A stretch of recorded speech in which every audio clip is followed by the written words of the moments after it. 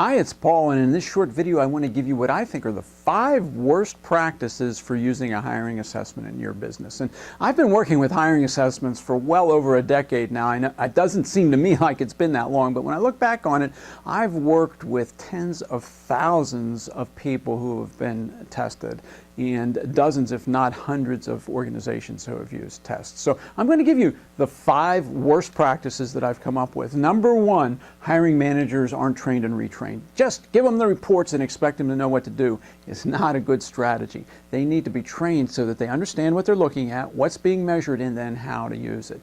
And don't think that they're going to remember that because they've got so much else going on. They need to be retrained probably every 6 months, maybe sooner than that. And if you bring a new hiring manager into this process where somebody's been promoted or brought in from the outside, or you weren't using assessments for a particular job in the past and somebody new is going to be using it, we've got to make sure they get trained. And that training can be done either live, it can be done with webinars, and with today's technology it can simply be video training. But we want to make sure that everybody who's going to be using the results gets trained and retrained as needed. Number 2, too much or not enough weight given to the result.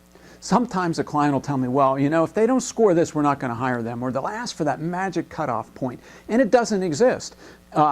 Hiring assessment becomes part of the process. You're still going to do your background check, your reference check, your interviews, and then you're going to insert into that the digital information, the objective information that comes from the assessment, and make that part of the process. And I can coach and help you with this. Number 3, results are ignored because of the halo effect. We like somebody, so we think, well, those results don't really reflect this person.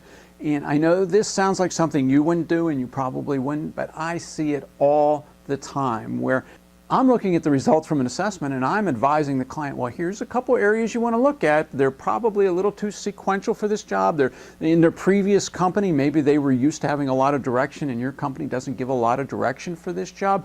It's a potential problem. And the answer is, oh no, they're going to be fine. I really like them.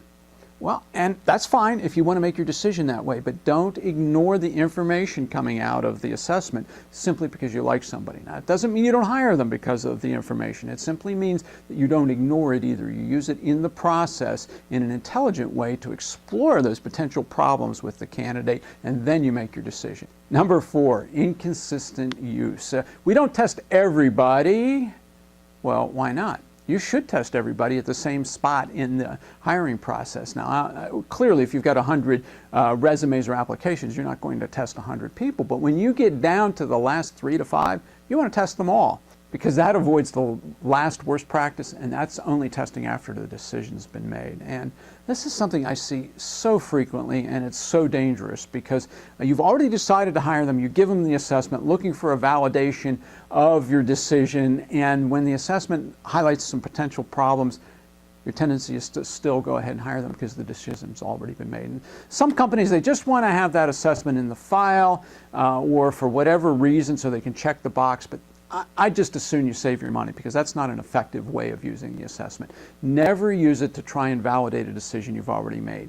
It should always fit into the same spot in your hiring process, so that typically this is after the first interview, so that you're testing somewhere between 2 and 5 people, and then you're feeding that information from the assessment back into the second interview, and then you are combining it with the other information you've gathered to make the best decision possible on every hire. Well, that's it for this video. Those are my 5 worst practices. Reach out to me. Here's my contact information. If you have any questions, comments, just want to talk about your hiring process, I'm here to help. And I look forward to talking to you sometime soon.